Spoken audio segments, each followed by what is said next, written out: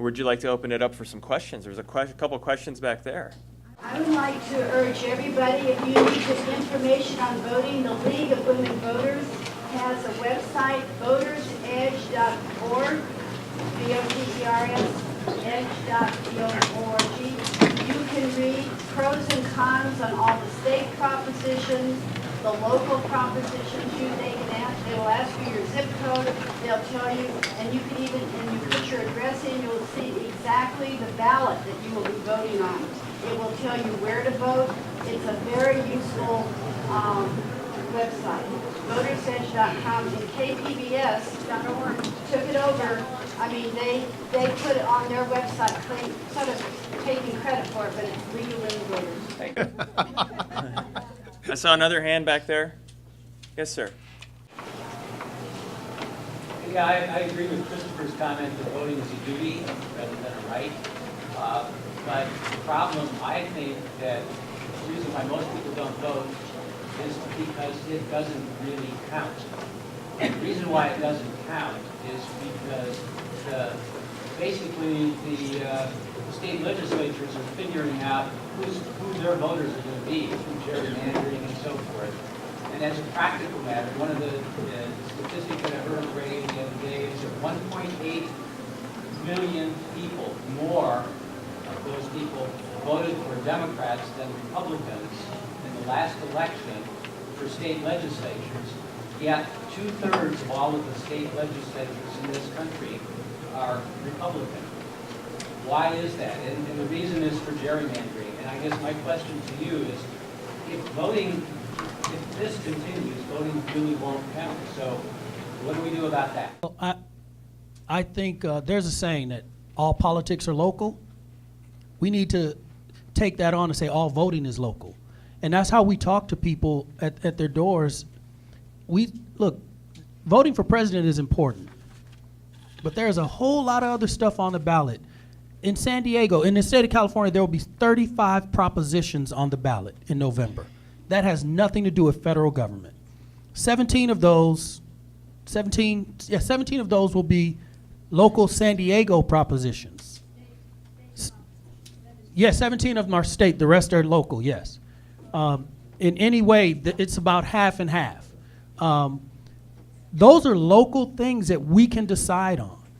And so if people are only focusing at the higher offices, then yeah, I would agree, through gerrymandering and the administrative or legislative process, they may feel like their vote doesn't matter. But locally, and especially in the state of California, we have a voice on laws.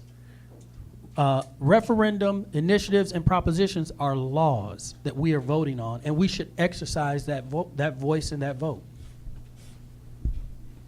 So this is a question that we talk about a lot in my student org, and we actually ran and are still running a campaign refinancing reform campaign, because we understand that, that is a problem that stems from an even bigger problem of we can't always reelect our congressmen because they can serve unlimited terms because they wrote a law to make that.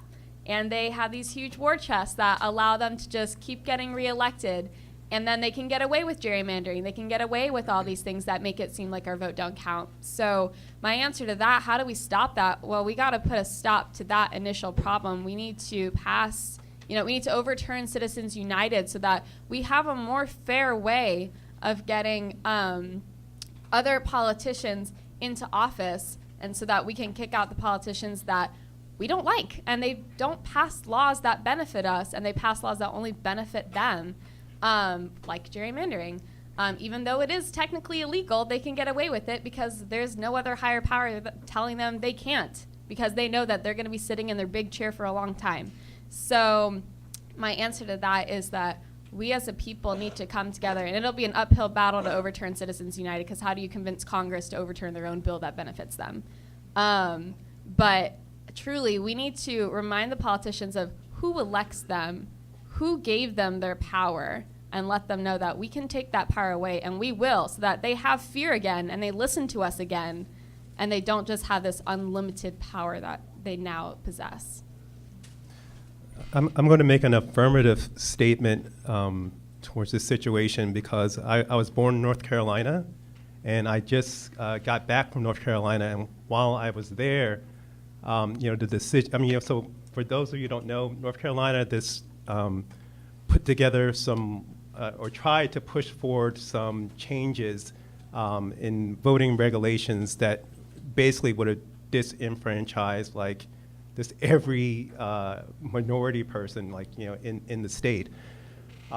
It went up to the Supreme Court, and while I was there, it was voted down, which was incredibly encouraging to me because, you saw what happened. Like I said, I was just in North Carolina a couple of days ago, and you see what's happening in North Carolina now in Charlotte, right? So there's sometimes not a whole lot of encouragement in my birth state, but thumbs up for that, and I'll take that little victory. Well, we might have time for one more quick question and one more quick response. Yes, ma'am. Yes, I'm just curious.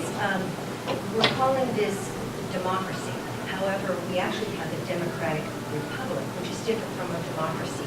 That being said, several years ago, Princeton University published a study where they analyzed our political system and decided that it was an oligarchy, not a democracy, a republic, or a democratic republic.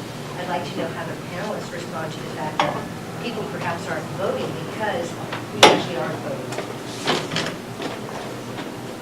That oligarchies running by money elites, by the corporations that are influencing our political process, that they have more of a say. And actually, this is Princeton University's reviewing, and we can read their report online.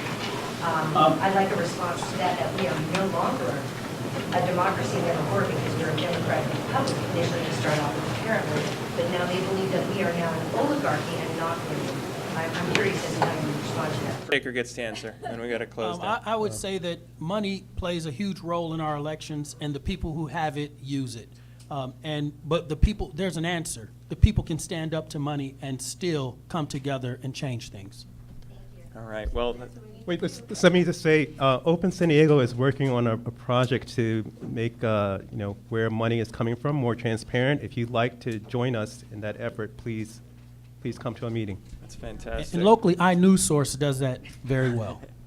Excellent. Well, I'll just paraphrase a quote that I read from a New York Times bestselling author, that voting, and I'll add civic engagement, is the expression of our commitment to ourselves, one another, this country, and this world. I hope you appreciated the panel. Remember, if you're not at the table, you're on the menu.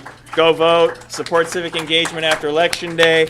Join San Diego Foundation at their next event, Love for the Land, on October 5th on environmental access. The information is in your brochures.